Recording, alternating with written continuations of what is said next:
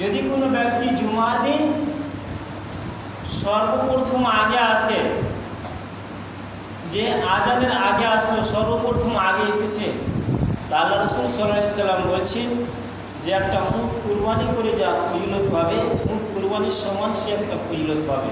সুবহানাল্লাহ। তাহলে আজকের উটের দাম কত? আজকে যদি আপনি রাজস্থান থেকে একটা উট নিয়ে আসেন, অন্ততপক্ষে 1.5 লক্ষ টাকা আপনার খরচ হবে। আল্লাহ সুবহানাহু ওয়া তাআলার ফজিলত জুমার দিন বললেন, যে ব্যক্তি সর্বপ্রথম আগে আসবে সে একটা উট কুরবানির সমান নেকি পাবে। আপনি সেটা পূরণ করতে পেরেছেন? এখন যদি আপনাকে বলি যে 10,000 টাকা মাসিকে দান করেন, তো আপনি আগে চুল গাইবেন, এতটি টাকা পারবো না বিষয়, কারণ যে পারবো না। তা আপনার যে একটা পুরো ফজিলত যে জুমার দিনে যে আপনার 1.5 লক্ষ টাকার উটের ফজিলত পাবেন, যে সর্বপ্রথম যদি আপনি আগে আসেন, তো আপনি সেটা কি করলেন? অবহেলা করে যখন মৌলভী সাহেব হাইয়া আলাল ফালাহ বলবেন, মুয়াজ্জিন সাহেব, তখন আপনি কাঁধে করে গামছা ঘাড়ে করে করতে যাচ্ছেন, গোসল করতে যান।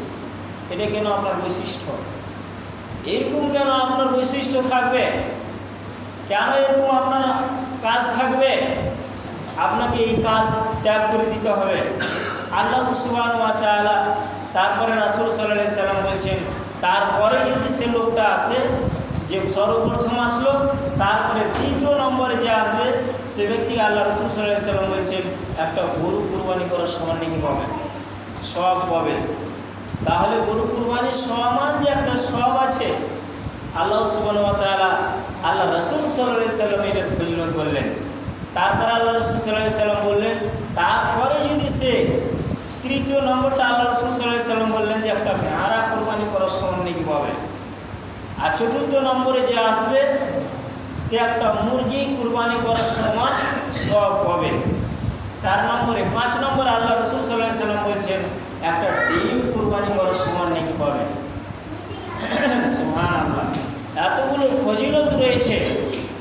আর আজকে আপনি ফজিলত বাদ দিয়ে, ফজিলতপূর্ণ সময় দিয়ে, ফজিলতকে বাদ দিয়ে আপনি বাড়তে বসে বসে সময় কাটাচ্ছেন। আরে আপনার ইমান কতটা, আপনার পাতাটা এলে হিসাব করুন। আপনি ফজিলত চাচ্ছেন না।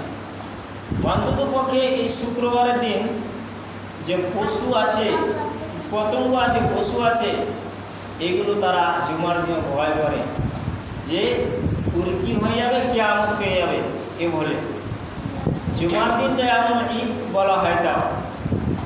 তা আজকে আমরা এই